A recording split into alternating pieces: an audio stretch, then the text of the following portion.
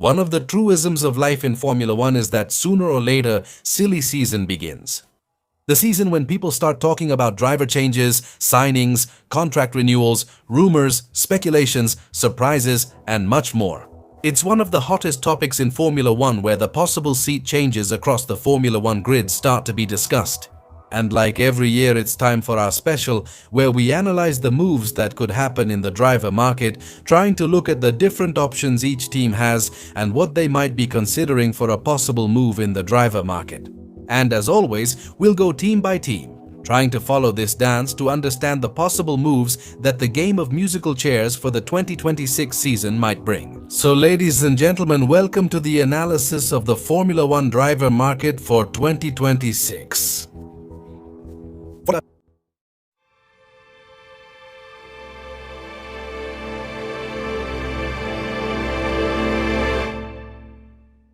To begin with, and as is tradition, we'll start by mentioning those teams that have their lineup confirmed for 2027, but that doesn't mean there can't be changes within these structures.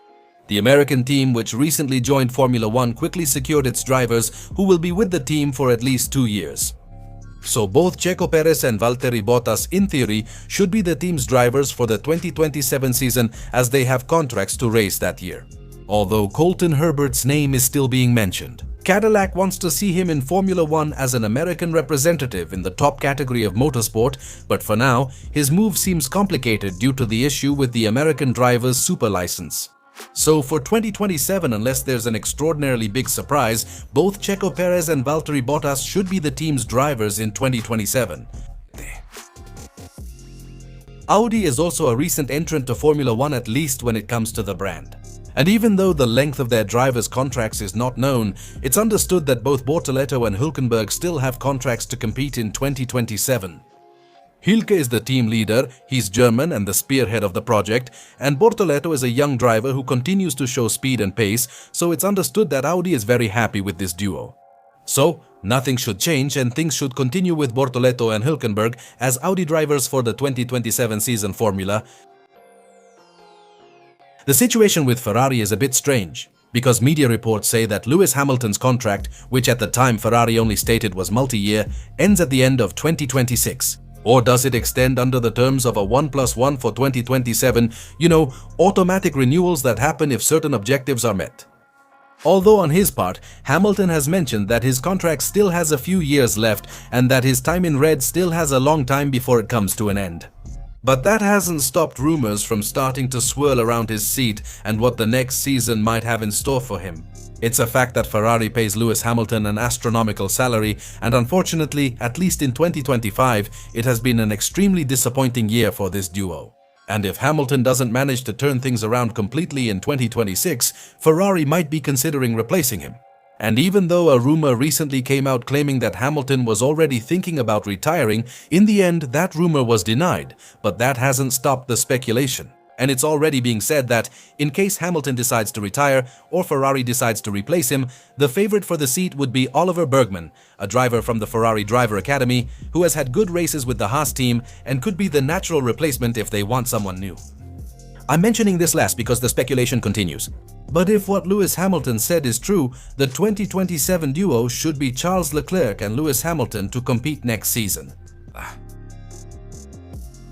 McLaren also has Lando Norris under contract until 2027 and Oscar Piastri until 2028, but it was recently learned directly from Red Bull that Piastri is on their radar in case Max Verstappen leaves the team. And in recent days, there has been a lot of talk that Max Verstappen's camp has at least started talks with McLaren's camp to explore the possibility of joining the team in 2027. It's well known that Piastri didn't feel comfortable with how the battle with Norris was managed last year, and that both he and his camp wouldn't rule out a possible change to a team where he can have more relevance and be more of a priority than he has been at McLaren. And that's an environment that Red Bull can easily provide for him. Either way, this is still just a rumor, but it seems that if these conditions end up being met, Piastri could indeed leave the team as long as Max ends up joining McLaren. But if this doesn't end up happening, the pair for 2027 under contract should be Oscar Piastri and Lando Norris. Do you remember when, some time ago, the most popular YouTubers and streamers in the world suddenly started promoting cryptocurrencies? Well, it's not that these people suddenly adopted a hustle mindset or anything like that. It's just that bad people actually took over their channels to promote scams with these coins. And yes, it's very common for your browsing and sensitive information to be compromised if you use public networks, download content from potentially dangerous sites, or click on links like "Masha is near you and wants to meet you." But if you don't want to end up like eBay and have your Instagram or YouTube channel become part of the Crypto Bros group, I have a tool that can help protect you, coming from our friends at Surfshark. Do you usually browse on public Wi-Fi or download things from questionable sites? Or do you click on that picture of a really attractive girl who, strangely enough, says she's dying for you? There's a high chance you're opening the door for people to steal your personal data, banking information, accounts like YouTube, and email. And with that, they can misuse them badly. Surfshark is a VPN or virtual private network that, among its functions, encrypts your information when you activate it so that no one can misuse your data. When you browse the internet, it completely masks your browsing, giving you security whether you're using public Wi-Fi or downloading files from any website. In addition, it doesn't store any of your personal information, so even if you wanted to meet Masha, who is 100 meters away from you, well, only you will know about it. And look, I invite you to try the system yourself. And if you go to surfshark.com/skyline and use my code SKYLINE, you'll get 4 extra months when you sign up for the service, so you can use it on an unlimited number of devices. Try it for a month, and if you don't like it or you're not convinced, you have a full money-back guarantee. So, I invite you to experience the benefits for yourself. Subscribe and turn on the notification bell so you don't miss any of our upcoming notifications. Now it's time to move on to those teams that, at least up to this point, only have one driver confirmed to race with them in 2027. Red Bull is still in its restructuring process after all the changes that took place from 2025 to 2026. However, only one of their drivers has a contract with the team for 2027, but it's precisely the one who's being talked about the most right now for a possible move. Max Verstappen and Isaac Heyer are the team's drivers, with the Dutchman under contract until 2028, while Hadjar does not have a contract for next season. But all the rumors are swirling around the Dutchman's seat, as he has not only hinted that he might retire due to his dissatisfaction with the current Formula One regulations, he also has contract clauses he can activate if he's not second in the drivers' standings halfway through the year, which could also open up the possibility for him to switch to a new team, given that Red Bull is far from the performance they showed just a few seasons ago. Currently, if Max arrives, what about Verstappen? Switching teams could lead him to McLaren or Mercedes, which are the ones that have shown the most interest in him. In addition to having extremely competitive seats, McLaren is currently a very attractive option, having the best technical department on the grid and a good power unit supplier. In addition, Giampiero Lambia will join the team starting in 2028. And we know how much Max likes working with Giampiero as well. So right now, there's both the possibility that Max could retire at the end of the year or that he could end up leaving Red Bull to join another team. If this happens, if Verstappen ends up leaving Red Bull, it's unlikely that Red Bull would decide to look for a replacement in their young talent academy because Lindblad lacks experience in Formula One. And as for Lawson, even if he does well in the remaining races this 2026, it's unlikely they'll consider him as a replacement. Because promoting a driver they themselves demoted would mean admitting they made a mistake in their previous decisions. Red Bull won't risk putting 2 young drivers with less than 3 seasons of experience to lead the restructuring path they're on, so they'll have to look at the driver market. What will happen with Red Bull? They won't risk putting 2 drivers with less than 3 seasons of experience on the team. Red Bull won't risk putting drivers with less experience on the team. What's happening with Red Bull? They won't put anyone with under 3 seasons of experience on the team. What's happening with Red Bull? They won't risk hiring someone less experienced but have 2 young drivers with 3 seasons each. It would be tough to get Piastri or Russell without trading Max. In this situation, maybe Carlos Sainz, whose contract with Williams ends in 2026, could be an attractive option if Max Verstappen retires. He has experience with teams like McLaren and Ferrari, has proven speed, and wouldn't face pressure from Verstappen or a strained relationship which could block his move to the energy drink team. Although I have to admit that the way Max Verstappen has talked about possibly retiring has changed quite a bit in recent weeks. So, at least personally, I find it very unlikely that he will end his Formula One career in 2026. On Hadjar's side, although Red Bull seems to be happy with the French driver, we know how things work with that seat. And in that case, if a replacement is needed, Lindblad would be the #1 choice to take that seat.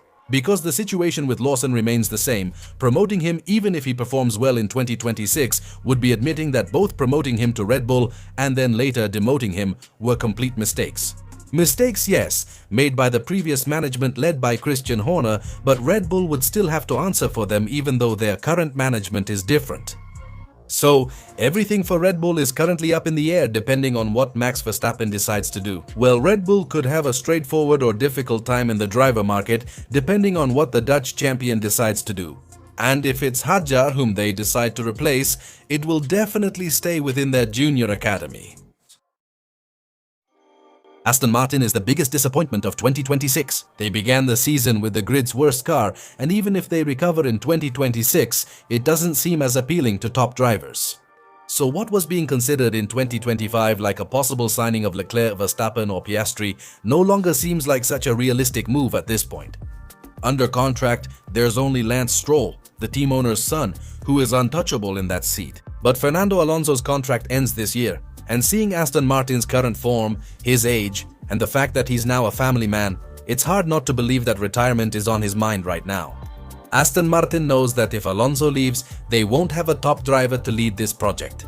So if Fernando decides to end his career in Formula 1, they'll have to open their checkbook and go after the best available driver who is willing to join this project, which, at least for now, has started off extremely badly.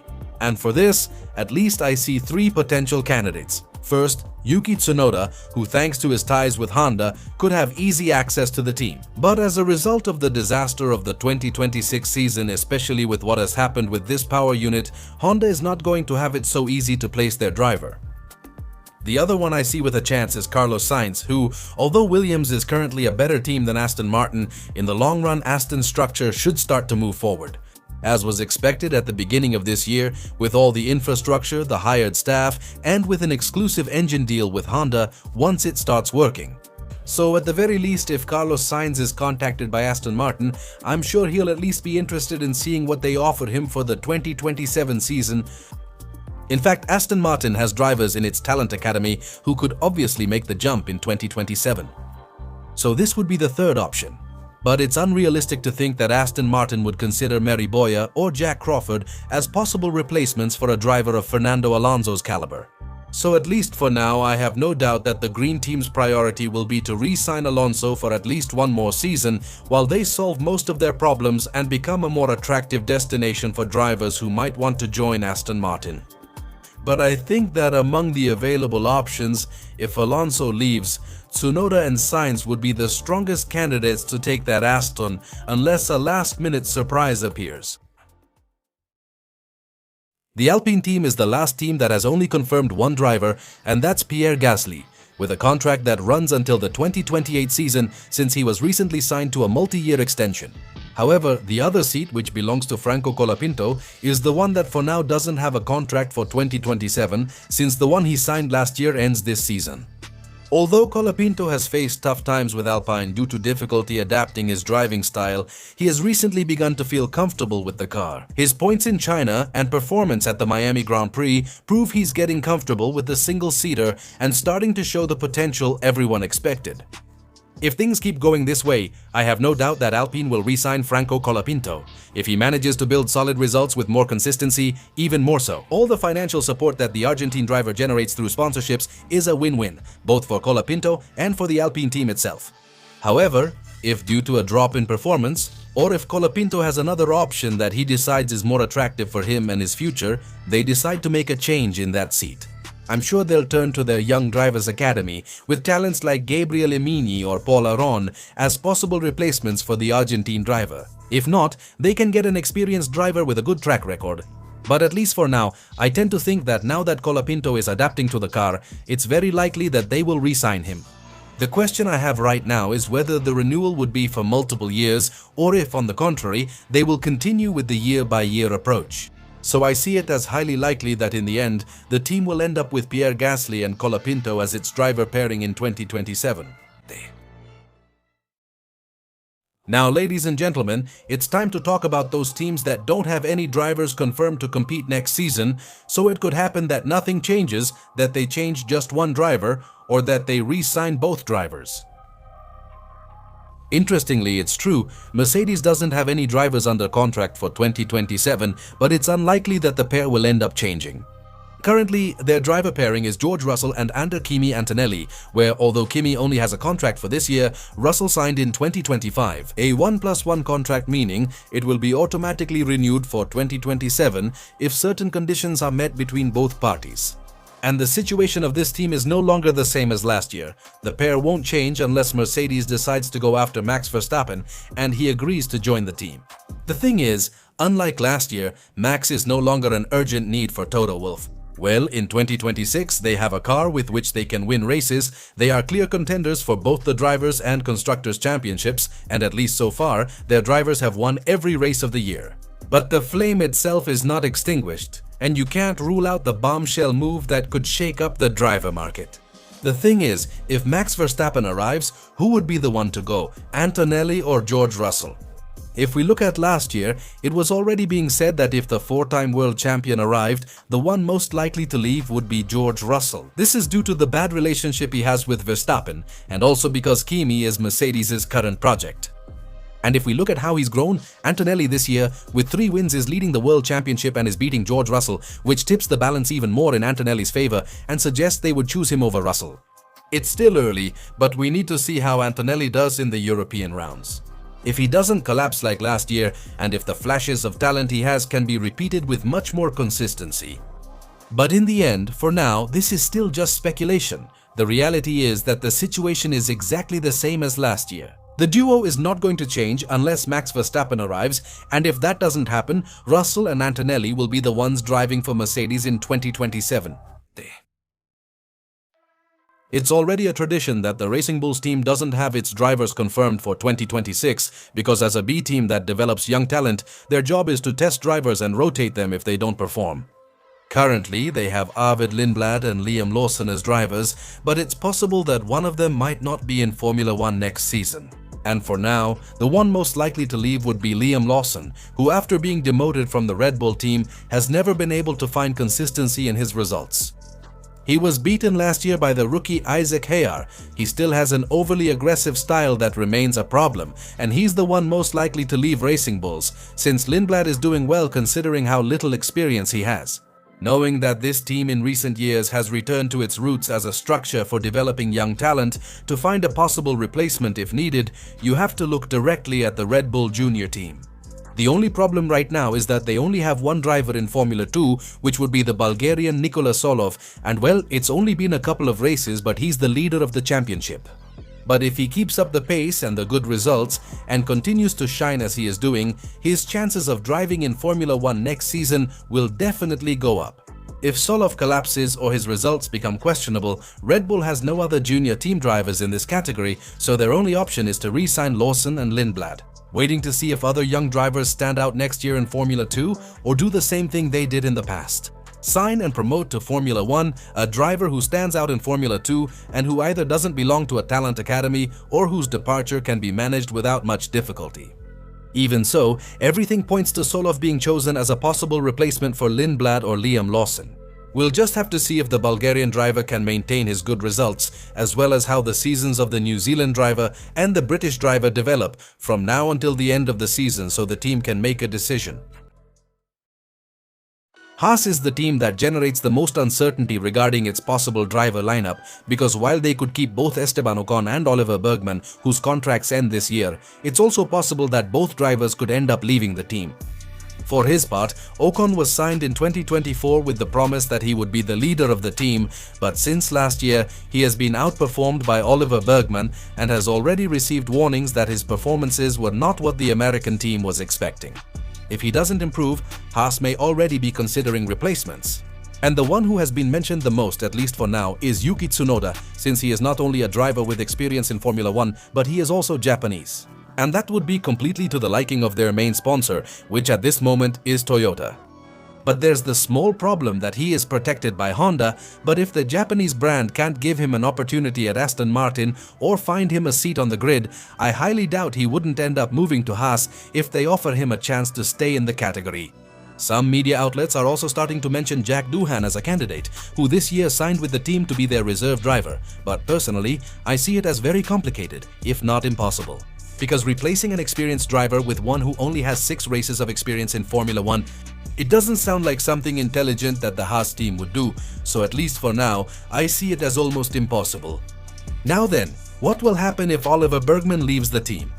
Well, let's remember, he's a driver from the Ferrari Academy, and if the main team decides to give him a chance, that seat will become directly available. Alright, 3 things can happen here. Either Ferrari negotiates with Haas again to place one of their young talents there, or Toyota pushes to promote one of their academy protégés, or Haas goes independent and looks for an experienced driver. If they decide to accept a Ferrari protégé, the one with the best chance to move up would be the Brazilian Rafael Camara, a multiple-time winner of several championships such as Formula 4, Formula Regional, or Formula 3. If he manages to win Formula 2 right away in his rookie year, there would hardly be any arguments against his move. If Toyota pushes hard, they have a driver in Formula 2 named Ritomo Miyata, who, thanks to the championships he won in the Japanese Super Formula and in Super GT GT500, in 2023 with all those results he earned in Japan, he can get the Super license. Although, at least for now, he hasn't had such outstanding performances in Formula 2. And personally, I don't think they'll dare to promote him until he gets a great result in the feeder category.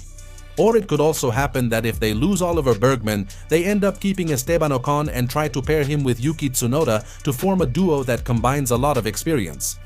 So this is what could happen at Haas if either of their 2 main drivers ends up leaving. And to be honest, at this particular point, I wouldn't dare bet on anything or on any pairing in a team whose seats are completely open right now. Williams is the last team without either of its 2 drivers under contract for next season. The British team, which hasn't had an easy 2026 currently, has Carlos Sainz and Alex Albon as their pairing. Being a team that had high expectations for 2026, but their car was disastrous from the start, and at least for now, their pace is far from the potential they showed in 2025. This could make a particular driver leave if he gets an opportunity with a better team.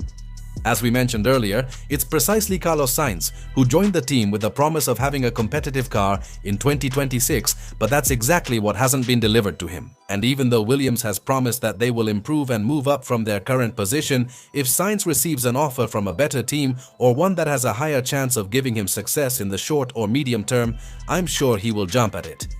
I've already shared my theory with you about how there could be opportunities at Aston Martin or Red Bull if certain moves happen. Albon, on the other hand, also doesn't have a contract, but he's not as sought after in the driver market, and it's more likely that he'll renew with the team. Williams, since his results with the team haven't been bad, but it's unlikely that a better opportunity will open up for the Thai driver with another team on the grid. Now, whoever leaves, if a move does happen, Williams is going to be in huge trouble because having dropped so much in performance in 2026 would make it a very unattractive destination for drivers on the grid. If they're looking for experience to replace a possible Albon or a possible Sainz, Noda could be an option, and if Ocon ends up leaving Haas, I have no doubt he would be a target for Williams if they need a driver replacement. Although personally, I wouldn't rule out Franco Colapinto either if he ends up leaving Alpine and if one of the team's 2 drivers ends up leaving. The Williams team already knows Colapinto's abilities, and if he doesn't renew with Alpine, I'm sure he'll be a top target if James Vowles wants to replace a driver. For now though, I see that as a minor possibility. Necesidad de sustituir a uno de sus 2 pilotos, aunque al menos de momento esa posibilidad la veo muy remota. Usually, you'd also consider their young driver academy, since that's where they often recruit drivers. They've done this before. But the only one from this academy right now who is in a top feeder category of motorsport is the Briton Luke Rowe. He would need an outstanding result in the Japanese Super Formula, where he currently competes, to justify the move. So, at least for now, I see it as extremely complicated, and I also think that Williams will lean a bit more towards experience if they lose Carlos Sainz or Alex Albon. Undoubtedly, the team's priority will be to renew their 2 drivers, but since Carlos is a valuable player in the driver market and faces a realistic situation where the Spanish driver could leave, the possibilities for Williams open up. So, if the Grove team wants to keep their current pair and have a smoother year, they need to improve their performance on the track to make it much easier to convince Carlos or Alex Albon in case they receive any potential offers. So at this point, all that's left is to see how the driver market moves, because if things change at Red Bull or Aston Martin, that's when the driver market could also shift for the Williams team. But ladies and gentlemen, that wraps up our annual video analyzing and speculating about the Formula 1 driver market in 2026. Here's my question. Which drivers do you think will switch teams this year? Do you think Hamilton and Fernando Alonso will end up retiring at the end of 2026? And above all, tell me if you think Max Verstappen will move to Mercedes or McLaren, blowing up the driver market. Let me know all your opinions in the comments section. That's all from me. If you enjoyed this video, please give it a thumbs up, subscribe, turn on notifications for new uploads, and share it with your friends. Follow us on Instagram and Twitter. Links are in the video description. See you soon for more content here on the Skyline Racing channel. Thank you for tuning in and see you later.